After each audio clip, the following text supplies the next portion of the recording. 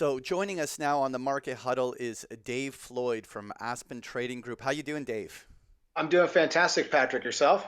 Oh, I'm very good. We're just enjoying this Portside Pilsner Lager over here. Are you going to join us for a beverage today? I will be having a beverage in a little while, and I'm also going to keep it with a north of the border theme. I'm going to be cracking open an IPA out of Victoria, Canada, and I'll reveal that a little bit later. Oh, nice, nice. All right, so let's jump right into it. You're a tactical trader. What's on your mind? You sent us a little chart book of some of the things you're looking at. What do you want to start with? Well, it's a good place to start because I can kind of give you and your audience a sense of how I approach things. I tend to keep a very narrow focus on what I trade. I Going all the way back to my early years when I started off briefly as a floor trader, then I was an upstairs electronic trader. My edge has always been on focusing on a handful or even one or two instruments and knowing those instruments very intimately. And I still take that approach overall. I don't really trade much more than 4 to 6 markets on a consistent basis. When I look at some stock ideas and whatnot, they tend to be a little bit longer term, but that's when I kind of employ the help of some of my colleagues, business partners, and whatnot to kind of frame those trades. But my point being is that we could have this conversation 3 weeks from now, and I'd be looking at the same markets. I'd be looking at, largely speaking, 10-year notes, meaning via the futures market, S&P 500 futures, and then a handful of the G10 currencies, mainly Euro, Aussie, Kiwi, Euro Sterling, Dollar Yen on occasion, and one of my favorite currency crosses to trade is Canada Yen, oddly enough. But it trades very well, good proxy for a risk-on market. So that's kind of my universe, and I find that when I deviate outside of that universe, my level of understanding relative to other people who are really focused on that is far less than what they have, and I just don't do quite as well. It's just a style that suits me best, is to remain laser focused and try to get that edge. Well, makes sense. Makes sense. So, what's your thinking on the treasuries then? Right now, I'm kind of neutral on treasuries. We're coming off a really, really good week. If you want to scroll down to that next 10-year note, that 4 hour chart, again, anybody can say this in hindsight, but this actually did happen. We actually got long 10-year notes back around November 8th, and we basically sold them up around the top. We actually sold them around the top, covered them around that end of the November, right ahead of Thanksgiving, and then we recently reestablished longs and closed them out at around 130. So we've had 3 trades in 10-year notes in the last couple of week and a half or so that have been rock solid. And this sell off that we have going on right now is just kind of putting me in pause. And the other thing as a trader is when you're coming off a pretty good winning streak, you don't want you want to make really sure that you're not letting your feeling good about your own ability get the better of you. You can sometimes get a little bit careless. Because I remember I was talking to my wife Yeah. yesterday, as a matter of fact. I was like, "Yeah, I'm looking to reestablish longs and 10-year notes," and she's like, "You just had 3 really, really good trades in a row." Not saying that you're not seeing the market correctly, but sometimes when you get that winning streak, so to speak, you get a little too full of yourself. Just the same way when you have like 3 or 4 losing trades in a row, you get gun shy, which is when you kind of need to step up. So to go back and answer your Yeah. question, I'm still overall bullish on 10-year notes just based on the wave count. And if you go back to the daily chart above there, I can kind of walk you through my overall bigger picture view. It looks as Yeah. though we've completed a wave 4 correction back in early November, late October, early November. Whether or not wave 4 is complete, that's becoming a little less clear now after today's sell off. So I want to wait basically for more evidence. I'm in no S- hurry. I don't trade for entertainment. If you ask people who've known me for a long time, they'll probably tell you I'm the most patient and most selective trader they've ever seen. I can sit on my hands for days on end, and that does not bother me. I don't have that Yeah. fear of missing out. Um, from a So, tax, Dave, So Yeah, go Dave, ahead. like I totally see what you're technically where you're going at. Like that was that impulse move higher, and we're in the midst of some sort of a zigzag Yeah, consolidation of that prior rise. And I actually have been calling a very similar style pattern. The one thing though that I've at least always noticed is that when we get a move like what just happened on Monday, where hmm you have this big breakout candle come in. Usually, Kevin likes to call him almost like a prairie dog, is the what we have a little fun calling these things. But when a market breaks higher like that, usually I look at that as a very important clue because if it was ready to be bulled higher, that should be the advertisement to the bulls to come in there and start taking and establishing the new uptrend again. And whenever you see a pattern where it slams higher like that and it says, listen, we're going to go and make a run for a new little bit of a higher high, and the sellers just give it to them and wipe out the entire advance in the subsequent days. That kind of false start is actually, in my mind, relatively on the short term negative. And I understand where you're coming at from a neutral perspective. Do you think, I mean, we're going all the way down to like 128 or 127? Could there be one more like a little drop in consolidation where we see yields pop before this thing turns again? Oh, yeah, very, very much so. First of all, I agree with your premise. Again, it's just kind of, general logic. If you can't get the bulls all frothed up and then they get whacked down on the NFP number here, that does say something. So could we go back down towards 128, maybe 127 for sure? One of the things I look at very closely is the yield curve spread between the twos and the sevens. And right now, the way the 2 7 spread, and I think I have a chart in there, it might be the next one down. Yeah, right there. Um, to me, it looks as though we could still go a little bit higher. And if that spread does go higher, it's inversely correlated to 10-year notes. So that too adds to, I don't want to say a neutral, but my overall theme is that it's a bullish wave structure overall. So I'm kind of neutral on placing trades, at least in that direction at this point in time. But in the short term, like you said, yeah, we could potentially move lower. It's not a trade I would take because I don't think there's as much meat on the bone, so to speak. So I'd be more inclined to, if we can get that 2 7 Yeah. spread get up, let's say towards 1882, the upper part of that Bollinger Band, then I might start getting really interested in seeing if we can find some sort of traction off the lows and 10-year notes, and then I might be willing to get long. But for right now, yeah, maybe on the downside if you're a really quick, a short-term trader, there's probably some more meat there, but not for someone like myself. I want something Okay. with a little bit more up or downside depending on which way I'm playing it. So Dave, Dave, it's Kevin. Oh, oh, actually, okay, go. Patrick, can I just jump in here? Yeah, yeah. I have one question for you, Dave. You mentioned that your wife was chatting trading with you, and I just thought that was that's a great kind of partner to have. You get to sit around and talk markets. Is she in the industry as well, or is she just kind of watched you trade for all these years? Yeah, no, she's not in the industry. She's actually in the public health industry, and runs a nonprofit medical clinic here in town. And but she has a perspective that I don't have at times, that's not trading related, and she's just kind of got a good sense about her. And we actually talk. She wants me to talk through the trades, what I'm doing, just about every day, and I find it really helpful. And I'll tell you why. There's a colleague of mine. You guys might have even interviewed him, or some of your listeners might know of him. He's a big Elliott Wave guy. His name's Andrew Baptiste, and he used to be the head technical analyst over at Morgan Stanley. So, pretty big role. And he said to me something years ago that I thought was really, really good. He goes, there's two types of people out there. There's great analysts and there's great risk takers.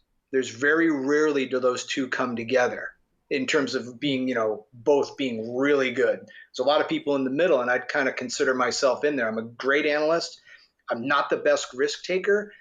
My wife sees it very differently than I do. She's always saying, you're not sized properly on that, because she understands the whole mechanics of position sizing, drawdowns, and all that stuff. And she'll say to you, great trade, but man, you weren't sized properly. And I was like, well, X, Y, and Z. And she basically holds my feet to the fire. She's your George Soros telling Druckenmiller to be a pig. Exactly. Exactly. Okay, so Dave, I have one question about the 2.7. Why do you use the 7 as opposed to the 10? That's what I was Most gonna people ask, use, most people use the 2.10, and you're using this kind of not the most common of yield curve spreads. Well, I wish I could claim I don't have any. I wish I could tell you that I stumbled across this, but I got a lot of colleagues who are in the fixed income market at a pretty high level. Yeah. Either bank traders, running hedge funds, or whatever the case may be. And I can't remember the exact reasoning. Again, I'm a trader. I'll take whatever works and utilize it. I don't necessarily always understand the how and the why behind it. But they were saying the 2.7 spread is as a far better gauge of what's happening in the 10-year note market than the 2.10 spread. And there was some reasons behind it, but all I was interested in at that time was what's the kind of the empirical evidence of how that's correlated, whether it be positively or inversely. And the 2.7 is definitely, for me at least, a better spread to watch. Well, that's a great tip. I appreciate that. So let's go to the next chart. What do you got for us as well? What do we got here? Oh, CAD yen.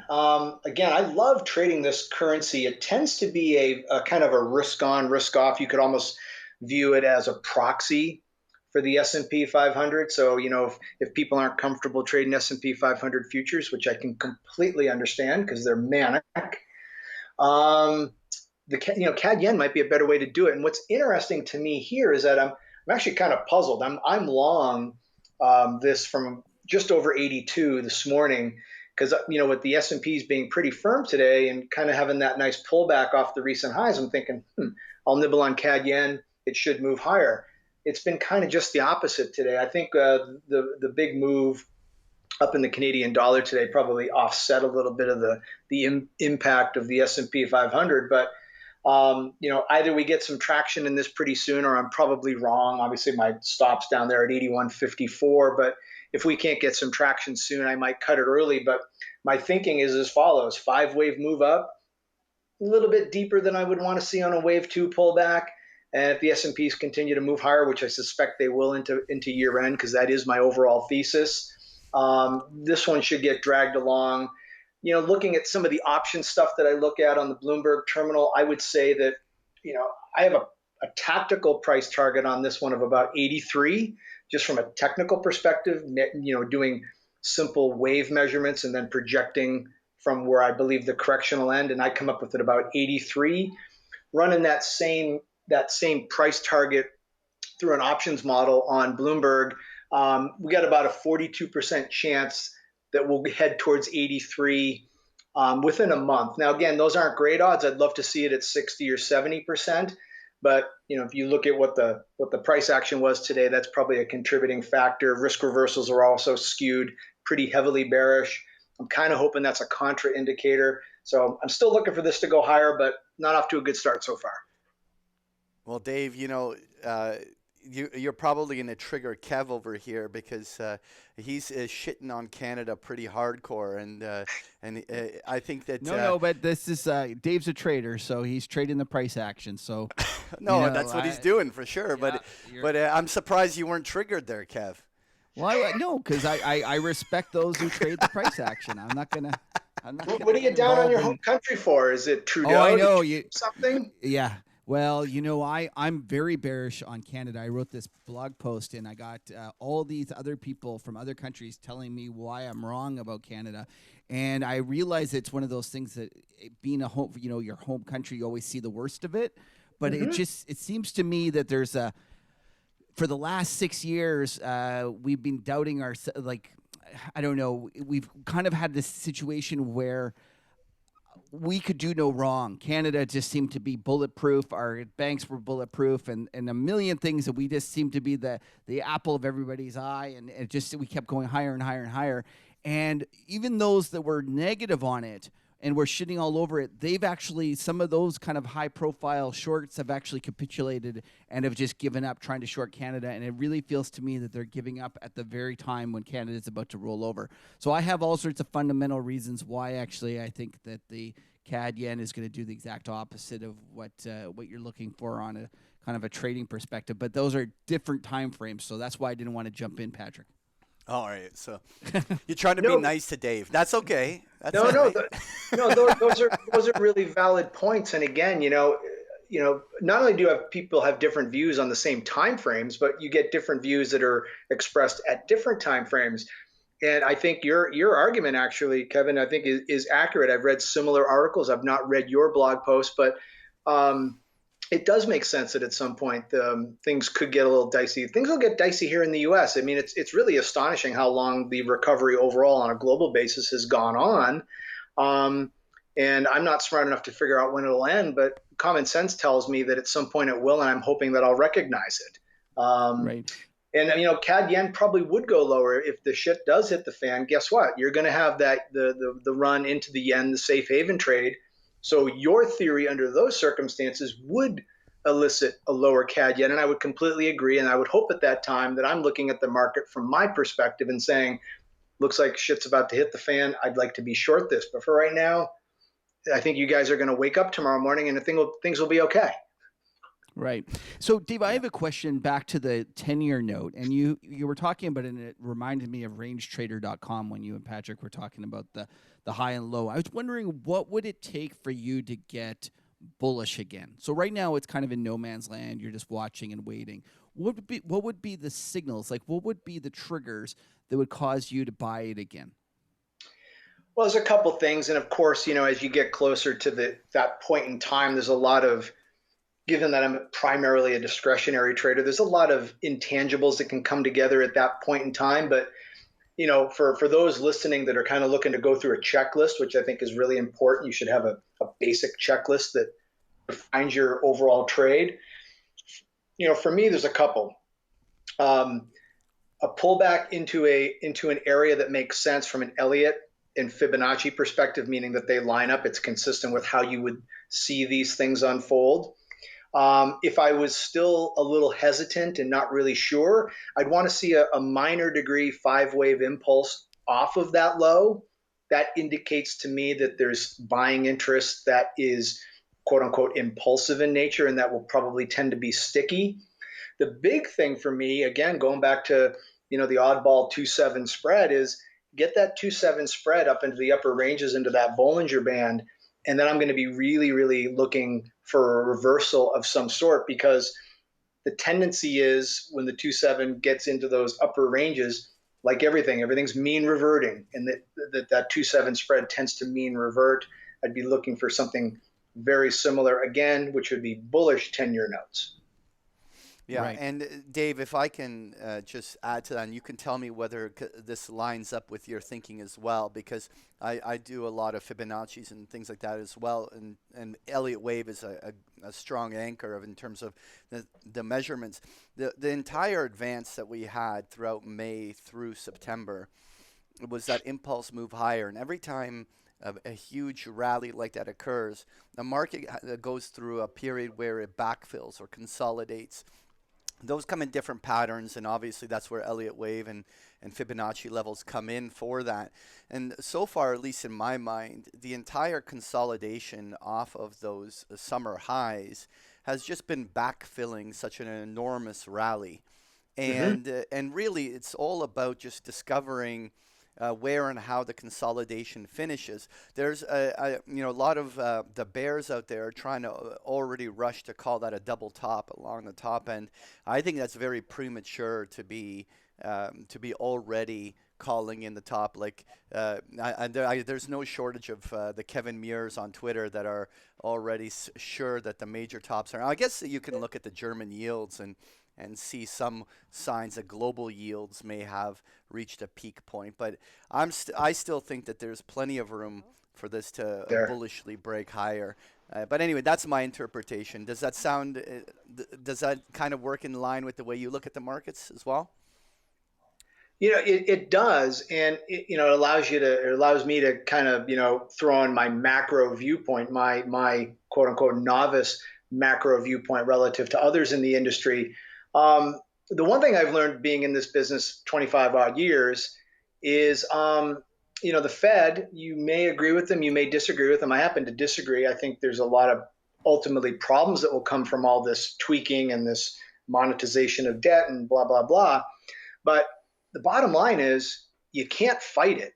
And we are at the we're nearer the end of an economic cycle than the beginning. So the idea of rates moving dramatically higher just seems kind of not logical to me, absent some sort of an inflationary breakout, which that doesn't seem to be in the cards. So I agree with you. I just think we're backing and filling here. And this is where most newer traders get themselves chopped up. They don't recognize the environment that they're in. And as a result, they keep deploying the same strategy in the wrong playground, for lack of a better term, and they don't get the results that they would expect. You have to Yeah. understand, obviously, trending versus non-trending market, and kind of knowing what tool to pull out of your toolkit, or more importantly, how to play that particular market. You can't play that for the extended moves. And like you said, ever since early September, we've basically we've gone slightly down, but basically we've chopped up and down with a slight downward bias. That's not exactly the best environment for traders unless they've got a really good feel for the market, and a really good sense of what we're doing relative to where we've been. So I Right. completely agree with your premise. Right. Okay, Oh, good. Some good wise words there, Dave. So you got one last trade for us, and I guess is it U.S. Steel? Is that what That you is brought some charts that, along? Yeah, that is U.S. Steel, and this is one of the things that I look at from a longer term perspective, and I'm relying upon some colleagues. I've got a new. We'll talk about this a little bit later, but I got a new setting up. I'm actually setting up a new company in Toronto, of all places, with a business partner of mine up in Toronto, and he's really big on more of the stock analysis. That not an area that I focus a great deal on, but what we did with U.S. Steel is we looked at it from a technical perspective, and we're also looking at it from a quantitative perspective. And I think it's one of those things where, again, if you can check a lot of boxes that suggest your view is right, again, it doesn't guarantee success, but it helps you avoid trades with a very flimsy backbone, so to speak. So, right. we're looking at it, not only the technical backdrop of U.S. Steel. I think at minimum we go to 1550, but I think that target's really, I think that's a wimpy target. I think we go much higher, and this is a trade that could last weeks, months, if not a little bit longer. My upside target on this is probably closer to 19 to $20, and Nice. technically that supports it, but also from a quantitative standpoint. Some longer term moving averages that we look at would suggest we probably get about almost a 35% move higher over the next 3 to 6 months. That brings it up to about 19 to $20. That's consistent with the technical view.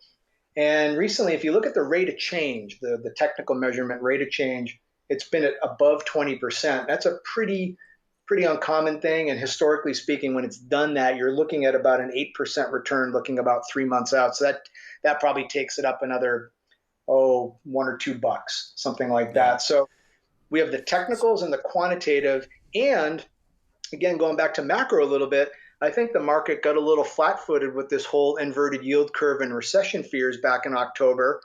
And I don't see any signs of a recession on the horizon. And the steel stocks have been beaten down so badly. It just looks like a pretty good reward to risk relative, just basically a good risk reward trade at this point in time. So we've been long for about 2 weeks now. We're long from 1320 or so. We're closed today, I think, at like 1390, almost $14. But I think we think we got a lot more upside there. Well, there you go, Dave. Thanks a lot for being with us. And why don't you tell people where they can find more about Aspen Trading and what you do, and request information if they so want. Sure, sure. Well, I would greatly appreciate that if you liked what I had to say. One of the things that we do, or it's actually the only thing that we do, or one of two things that we do, I provide to my clients my thoughts and the analysis behind it, as well as the actual trades that we're doing here internally. So it's kind of not only informational, but it's educational. You're kind of learning by seeing what I'm doing, and it's not like some blind signal where it's like buy U.S. steel. It's like buy U.S. steel because of these reasons. And they can find out about that research that we publish. And we have it in two services. We do FX in one service, and then we do futures and stocks in the other service, or you can buy the combination of the two services.